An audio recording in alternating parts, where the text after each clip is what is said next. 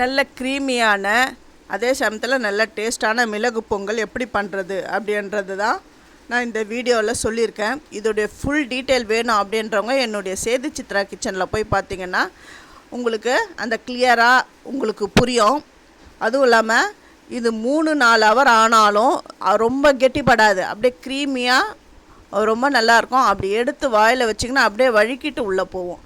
அந்த அளவுக்கு இந்த மிளகு பொங்கல் நல்ல டேஸ்ட்டாக நான் செஞ்சுருக்கேன். இது ஒரு கல்யாணத்தில் நான் சாப்பிடும் பொழுது அதோட சீக்ரெட்டு, அதாவது கெட்டிப்படாமல் அப்படியே ரொம்ப நேரம் ஆனாலும் நல்லா க்ரீமியாக இருக்கிறதுக்கு சில ஐடியாஸ் வந்து அந்த சமையல் மாஸ்டர் சொன்னார். அதை கேட்டுட்டு வந்து நான் வீட்டில் இந்த மெத்தடில் தான் நான் எப்போவுமே இப்போ பொங்கல் பண்ணுறது. இந்த மாதிரி பண்ணேன்னா பொங்கல் பிடிக்காது அப்படின்றவங்க கூட அவ்வளோ நல்லா இந்த பொங்கலை சாப்பிட்டாங்க. அவ்வளோ அருமையாக ரொம்ப டேஸ்ட்டாக இருந்தது. இதை எப்படி பண்ணுறது அப்படின்ற சீக்ரெட் டிப்ஸை என்னுடைய சேது சித்ரா கிச்சனில் என் வீடியோவில் கிளியராக நான் எக்ஸ்பிளைன் பண்ணியிருக்கேன். நீங்கள் போய் பாருங்கள். ஃபஸ்ட்டு என்னுடைய வீடியோ போய் பார்க்குறவங்க சப்ஸ்கிரைப் பண்ணலைன்னா சப்ஸ்கிரைப் பண்ணுங்கள். ஆல் என்ற ஆப்ஷனை தொட்டுட்டு பாருங்கள். அப்போ தான் நான் போடுற ஒரு வீடியோவுடைய நோட்டிஃபிகேஷனும் உங்களுக்கு காட்டும். உங்களுக்கு பிடிச்சிருந்தா உங்கள் ஃப்ரெண்ட்ஸுக்கும் நீங்கள் ஷேர் பண்ணுங்கள். அவங்களுக்கும் இது யூஸ்ஃபுல்லாக இருக்கும். இந்த பொங்கல் வந்து ரொம்ப பேர் விரும்ப மாட்டாங்க. ஏன்னா ஒரு சிலருக்கு வந்து அதாவது இந்த பொங்கல் அப்படின்னாலுமே தூக்கம் வரும், மந்தப்படும் அப்படின்வாங்க. இதுக்கு அதெல்லாம் இல்லாமல் பெருங்காயம் அப்புறம் இஞ்சி இதெல்லாம் சேர்த்திங்கன்னா டேஸ்ட் அதிகமாக இருக்கும். அதே டைமில் இந்த அஜீரணம் அந்த மாதிரி இதெல்லாம் பொங்கல்லாம் சாப்பிட்டா ரொம்ப நேரம் வந்து அப்படியே இருக்கும். அந்த மாதிரிலாம் இல்லாமல் சீக்கிரம் ஜீரணம் ஆகிற அளவுக்கு நான் இதை செஞ்சுருக்கேன்.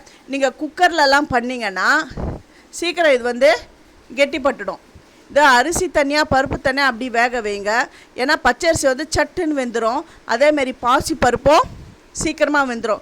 சில பேர் வந்து அரிசி பருப்பு ரெண்டுத்தையும் ஒன்றா சேர்த்து வேக வைப்பாங்க. அந்த மாதிரிலாம் பண்ணாமல் நான் சொல்கிறேன் இந்த மாதிரி மெத்தடில் நீங்கள் பண்ணிங்கன்னா பர்ஃபெக்டான மிளகு பொங்கல் நீங்களும் செய்யலாம். பிகினர்ஸாக இருந்தால் கூட டக்குன்னு இதை செஞ்சிடலாம்.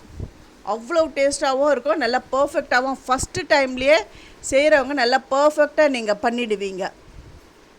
அதாவது ஈக்குவலாக அரிசி எவ்வளோக்கு எடுக்கிறோமோ அந்த அளவுக்கு பருப்பையும் எடுப்பாங்க. அந்த மாதிரி எடுக்கக்கூடாது. அந்த மாதிரி எடுத்திங்கன்னா எடுக்கலாம், ஆனால் எடுத்திங்கன்னா திகட்டிடும்.